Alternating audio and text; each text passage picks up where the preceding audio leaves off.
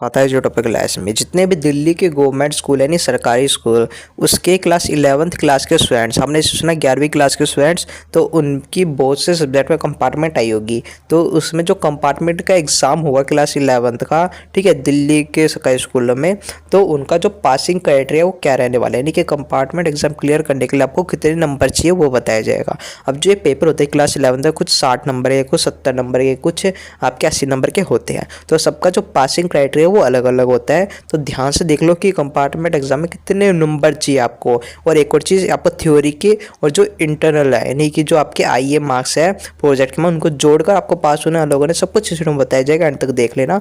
और इस चैनल को सब्सक्राइब करके बेल का प्रेस जरूर कर देना।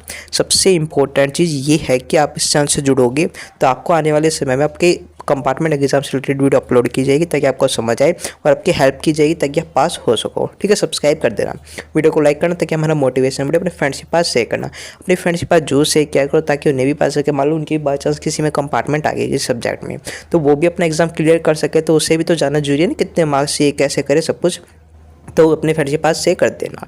तो ये आपकी बात कर रहे हैं इसमें क्लास 11th के कंपार्टमेंट एग्जाम के पासिंग क्राइटेरिया को। तो चलते हैं आपके सीधे पीडीएफ पर चलते हैं, यानी आपके नोटिस पर चलते हैं। ठीक है, तो यहाँ पे आप देख सकते हो ये है क्लास 11th का पासिंग क्राइटेरिया फॉर क्लास 11, ठीक है, यानी कि क्लास 11th आपको कंपार्टमेंट एग्जाम में पास होने के लिए पासिंग क्राइटेरिया कितने मार्क्स चाहिए। तो समझते हैं, it is mandatory to pass all 5 main subject, यानी आपका जब एग्जाम देते हो क्लास 11th का तो आपको 5 सब्जेक्ट में पास होना कंपलसरी होता है, मैंडेटरी होता है। ठीक है, और इसमें बोला गया है कि it is mandatory to score minimum 25% marks in the annual exam, यानी कि आपके जो एनुअल एग्जाम होते हैं फाइनल एग्जाम, उसमें आपको 25% मार्क्स लाने होते हैं, तभी आप पास होते हो। ठीक है, अगर आपके इनमें कम नंबर आते हैं तो आपको तभी आपकी कंपार्टमेंट दी जाती है, तब आप इसमें मार्क्स हो। यानी कि बोला गया कि जब आप एनुअल एग्जाम में जो पासिंग क्राइटेरिया होता है उससे कम नंबर लाते हो तो ही आपकी कंपार्टमेंट दी जाती है। ठीक है, इसलिए आपकी कंपार्टमेंट आती है। और आप पूछते हो कि सर मेरी इंटरनल के मार्क्स लगे तब भी मैं फेल हो गया, वो इसलिए क्योंकि थ्योरी के अलग से आपको पास होना होता है, तभी जाके इंटरनल आपके जुड़ते हैं। समझ आ गया, अब समझते आगे। तो यहाँ पर आप देख सकते हैं इसमें आपको पहली चीज़, आगे चलते हैं हम आपके सीधे री एग्जाम पर, यानी आपके सीधे मेन मुद्दे पर चलते हैं, वो है कंपार्टमेंट एग्जाम में पासिंग मार्क्स कितने चाहिए। तो री एग्जाम और कंपार्टमेंट एग्जाम क्लास 11th का सेम ही होता है, नहीं कंपार्टमेंट एग्जाम को ही री एग्जाम कहते हैं। अब इसमें बोला गया कि जो compartment is allow for maximum 1 subject, allowed, ये बोला है अलाउड है सिर्फ एक ही सब्जेक्ट में, नहीं मान लो क्लास 11th में किसी की 2 सब्जेक्ट में कंपार्टमेंट है तो वो फेल हो जाएगा। ठीक है, ना कि उसको कंपार्टमेंट एग्जाम दिया जाएगा। किसी के मार्कशीट में री एग्जाम लिखा होगा, किसी के में कंपार्टमेंट एग्जाम लिखा होगा, दोनों एक ही चीज़ होती है, दोनों के एग्जाम भी एक साथ होते हैं। तो पहले डेट शीट की बता दूं, आपकी डेट शीट पहले ही जारी कर दी गई है, तो अगर आपने अभी तक डेट शीट नहीं देखी तो लिंक डिस्क्रिप्शन में जाके जरूर चेक कर लेना। अब बात है आपकी कंपार्टमेंट एग्जाम के मार्क्स को लेकर। यहाँ पे बोला गया कि आपकी जो कंपार्टमेंट एग्जाम होती है सिर्फ एक ही सब्जेक्ट में आती है, ठीक है, उससे फालतू में आ ही नहीं सकते, अगर आ गई तो आप फेल होगे। तो आपके सभी की बहुत से ऐसे स्टूडेंट हो जिनकी एक ही सब्जेक्ट में आई होगी। ठीक है, तब इसमें बोला कि पासिंग मार्क्स कितने चाहिए, student has to score 33% marks to pass the compartment exam. अब समझो, इसे बोला गया 33 मार्क्स चाहिए आपको पास होने के लिए कंपार्टमेंट एग्जाम में। ठीक है, अब ये समझ आएगा 33 मार्क्स से, लेकिन 33 मार्क्स होते कितने हैं आप समझो। आपका 80 नंबर का थ्योरी का एग्जाम होता है, ठीक है, 80 नंबर का थ्योरी का एग्जाम, तो आपको 80 नंबर में से 27 नंबर चाहिए पास होने के लिए।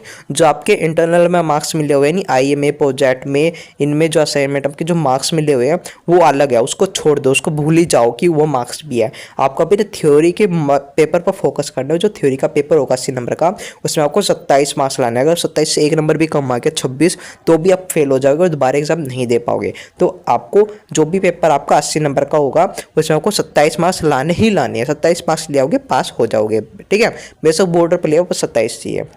अब जिसका 70 नंबर का पेपर है तो उसे पास होने के लिए इतने चाहिए। तो जो जिसका 70 नंबर का पेपर होगा, ठीक है, क्लास 11th में, तो उसको 70 में से कम 23 मार्क्स चाहिए। अगर आपके 70 में से 23 मार्क्स आ जाते हैं, 70 नंबर वाला पेपर है, ठीक है, क्योंकि कुछ जियोग्राफी कुछ इसी प्रकार के सब्जेक्ट होते हैं जो 70 मार्क्स के होते हैं, तो उस पर आपको 23 मार्क्स चाहिए। आपके 23 मार्क्स आते हैं, आप पास हो जाओगे। ठीक है, ये थ्योरी के मार्क्स है।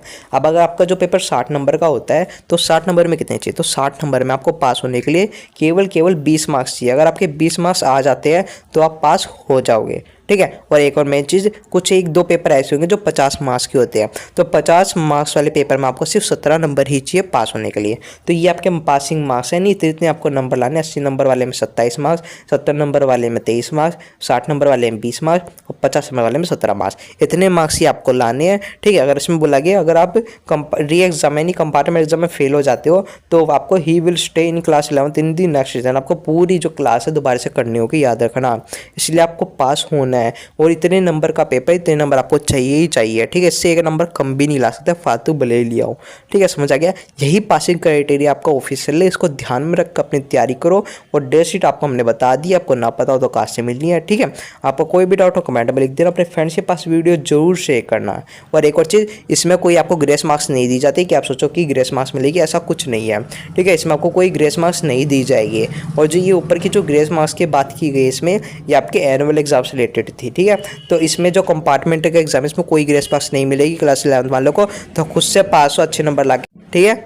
बाकी क्लास 11 की मार्कशीट कहीं यूज़ होती नहीं, क्लास 12 की होती है। तो 12th में अच्छे नंबर ले आना, अभी बेसिक बॉर्डर पे लाओ पर पास हो जाना क्लास 11 के, ठीक है। आपके एग्जाम से रिलेटेड कुछ वीडियो अपना हम लाएंगे ताकि आपको समझ आए पेपर किस तरीके से करना कंपार्टमेंट का, ठीक है। बाकी हम आपको मिलते हैं नेक्स्ट वीडियो में, तब तक जय हिंद जय भारत। कोई डाउट हो कमेंट में लिख देना।